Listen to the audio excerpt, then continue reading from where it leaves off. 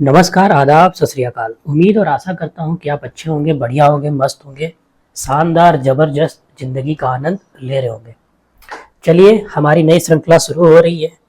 आप लोगों को जैसे नोटिफिकेशन मिल ही चुकी होगी कि यूपीएसआई की भर्ती आ चुकी हैं, तो उसी में जो एक पेपर है सामान्य ज्ञान का, हम इसमें कुछ पिछले कई वर्षों में पूछे गए क्वेश्चनों का समावेश लेके आए हैं। वो कोशिश करेंगे कि ज़्यादा से ज़्यादा PYQ सॉल्व कराने की, प्रीवियस ईयर क्वेश्चन सॉल्व कराने की विथ एक्सप्लेन।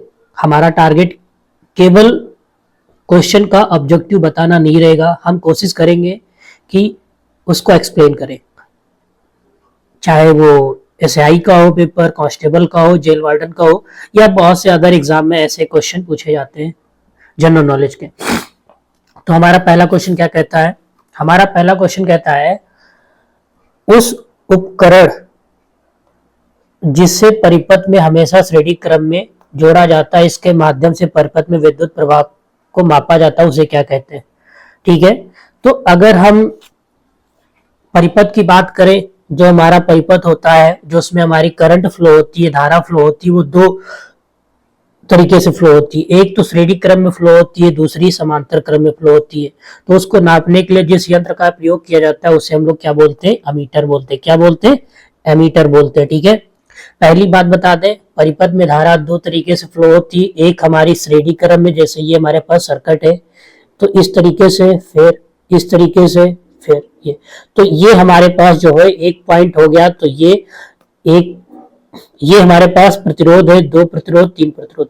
तो हमारी जो धारा बहेगी वो श्रेणी क्रम में ऐसे बहती है। अगर हम समांतर क्रम की बात करें, तो समांतर क्रम में जो प्रतिरोध जुड़ा होता है वो ऐसे जुड़ा होता है।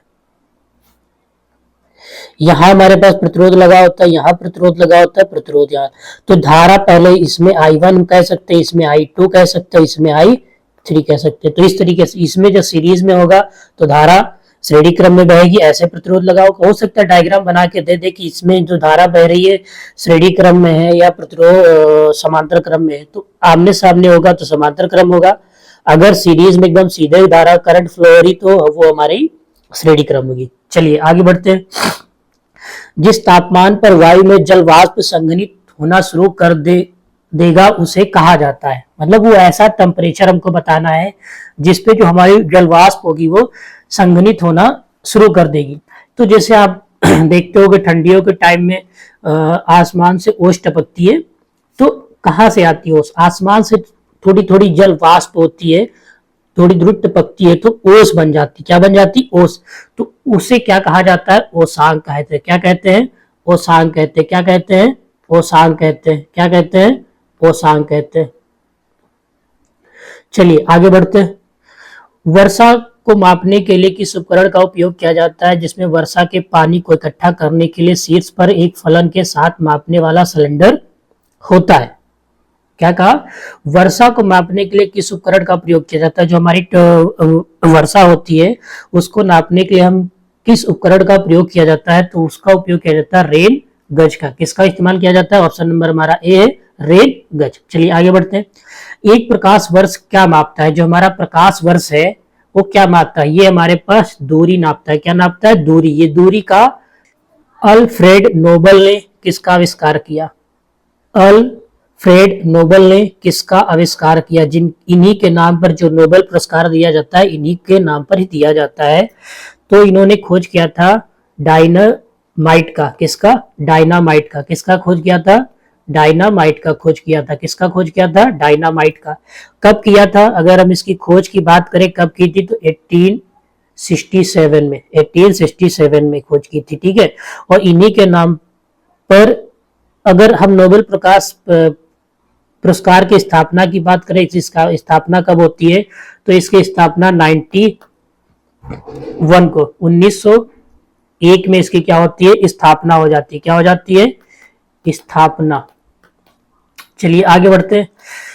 निम्नलिखित में से किस पदार्थ को मानव शरीर में सबसे कठोर पदार्थ माना जाता है जो कैल्शियम फास्फेट से निर्मित होता है और जल में नहीं घुलता है? जो हमारा होता है दंत वल्क होता है। क्या होता है? दंत वल्क होता है। ये मानव शरीर में सबसे कठोर पदार्थ होता है जो कैल्शियम फास्फेट से निर्मित होता है, जिससे हम लोग भोजन चबाते हैं, भोजन करते हैं, हम अपने दांतों से कुछ भी काट सकते हैं,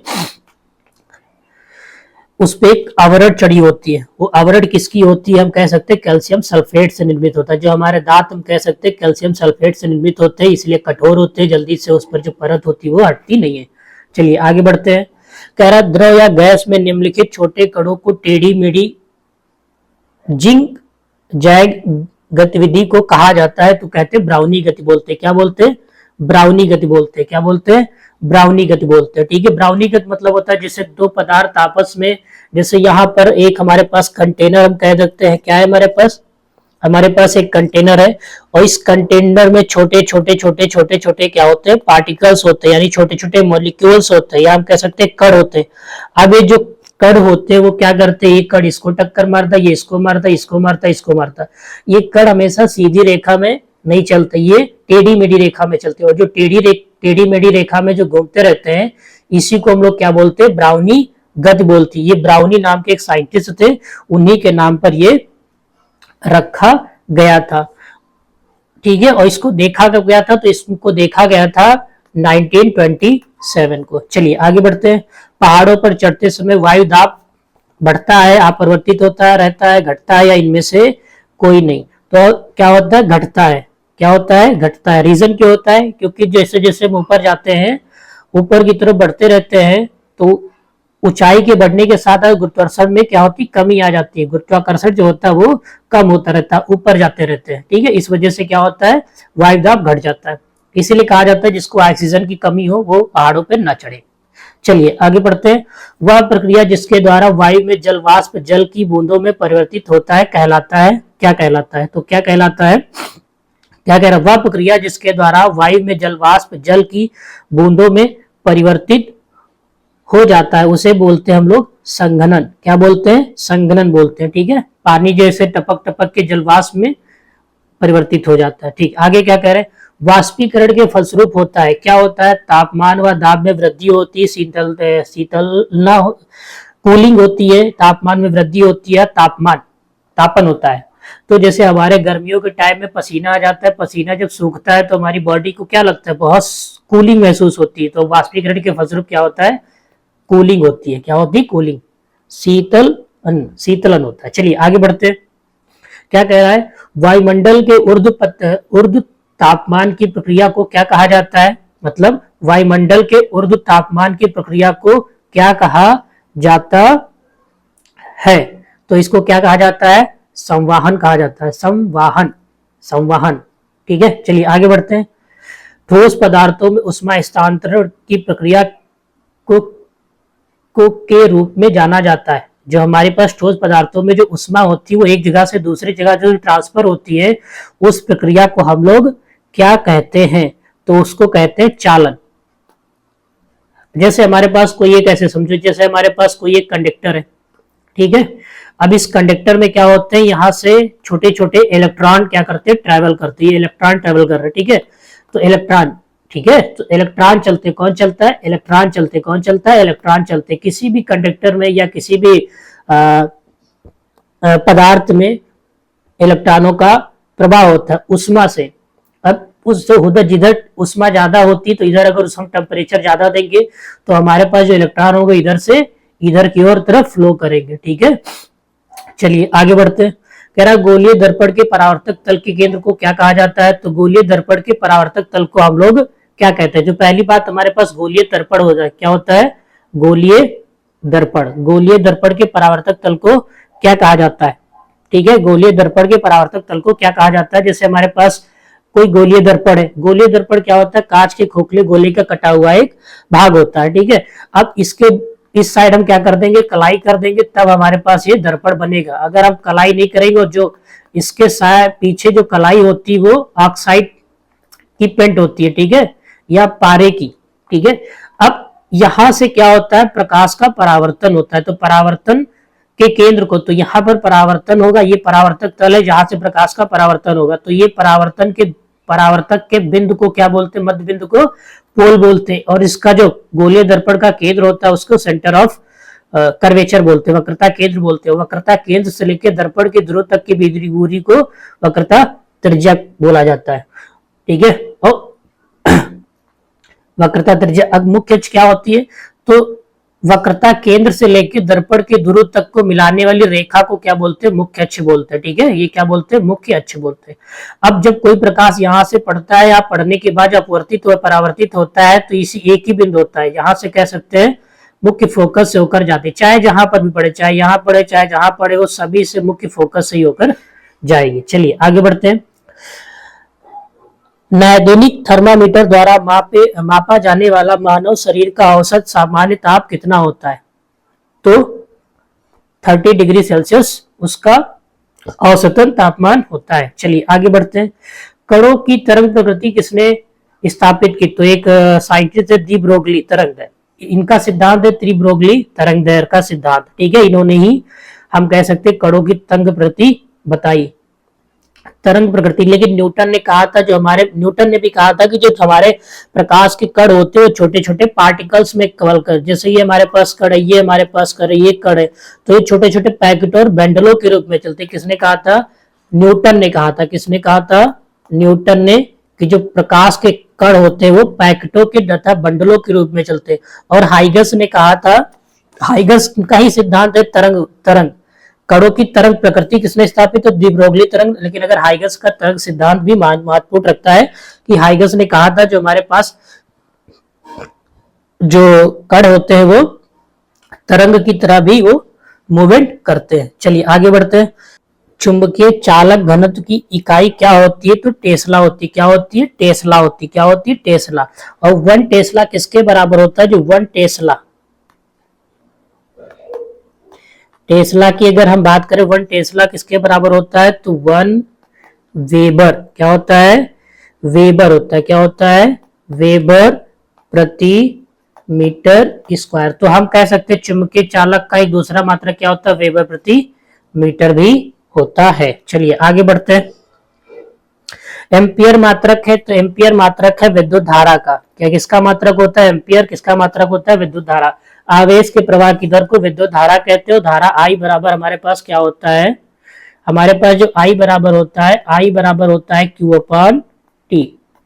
ठीक है, विद्युत धारा। तो अगर हम धारा का मात्रक बात करें तो एक धारक का मात्रक और हमारे पास आ जाएगा, क्यू बोले तो कूलाम, टी बोले तो टाइम। क्या बोले, टाइम बोले। ठीक है, और जिसका मात्रक सेकंड होता है, कूलाम प्रति सेकंड होता है किसका, धारा का। विद्युत धारा का एक दूसरा मात्रक होता है कूलाम प्रति सेकंड। क्यों बोले तो आवेश, टी बोले तो टाइम। चलिए आगे बढ़ते हैं। द्रव का घनत्व मापने के लिए किस उपकरण का उपयोग किया जाता है, जो द्रवों का जो घनत्व होता है उसको मापने के लिए हम लोग किसका इस्तेमाल करते हैं, तो उसका इस्तेमाल करते हैं पिकोनोमीटर। क्या होता है, पिकोनोमीटर। पिकोनोमीटर क्या होता है, इससे हम द्रवों का घनत्व नापते हैं। क्या नापते हैं, घनत्व नापते हैं। ठीक है, चलिए आगे बढ़ते हैं। शक्ति का भौतिक मात्रक की विमा लिखे, तो जो हमारे पास विमा है ये पहले वन ऑप्शन पे लिखा है एम, इसका हमारा जो राइट आंसर होगा कौन सा होगा, बी। m की पावर 1 t की पावर 2 सॉरी l की पावर 2 t की पावर -3। अब निकलती है शक्ति की, बोलती है शक्ति को हम बोलते हैं, अगर हम शक्ति को बोलते हैं पावर, पावर बराबर होता है वर्क अपॉन टाइम। ठीक है, और वर्क बराबर क्या होता है, बल गुणे विस्थापन। ठीक है, और टाइम। तो इससे हम लोग क्या करते हैं, विमा निकालते हैं। चलिए आगे बढ़ते हैं। दृष्टि वैषम्य को किस लेंस के प्रयोग द्वारा दूर किया जाता है, तो ये बेलनाकार लेंस। अगर हम दृष्टि दोष की बात करें तो हमारे दृष्टि दोष कितने होते हैं, 2 दृष्टि दोष होते हैं, निकट दृष्टि दोष और दूर दृष्टि दोष होते तो, और जरा दृष्टि दोष होता है और वंदिता होती है। लेकिन अगर वेन हम बात करें तो आम लोगों में कौन से दोष ज्यादा मिल जाते हैं, दूर दृष्टि दोष और निकट दोष। और दूर दृष्टि दोष में क्या होता है, दूर की वस्तुएं तो स्पष्ट दिखाई देती परंतु पास की वस्तुएं स्पष्ट नहीं दिखाई देती। अगर हम निकट दृष्टि दोष की बात करें तो दूर दृष्टि दोष के लिए दूर दृष्टि दोष। अब दूर के लिए हम अगर किस लेंस का उपयोग करते हैं, उत्तल। और निकट के लिए हम लोग अवतल इस्तेमाल करते हैं। ठीक है, अवतल लेंस याद रखना, अवतल लेंस निकट के लिए। निकट में क्या होता है, निकट की तो दिखाई देती परंतु दूर की वस्तु स्पष्ट नहीं दिखाई देती। अगर आपको वीडियो समझ में आया हो, क्वेश्चन आपको अच्छा लगे तो प्लीज चैनल को लाइक कर लीजिए, वीडियो को लाइक कर दीजिए, चैनल को सब्सक्राइब कर लीजिए। धन्यवाद।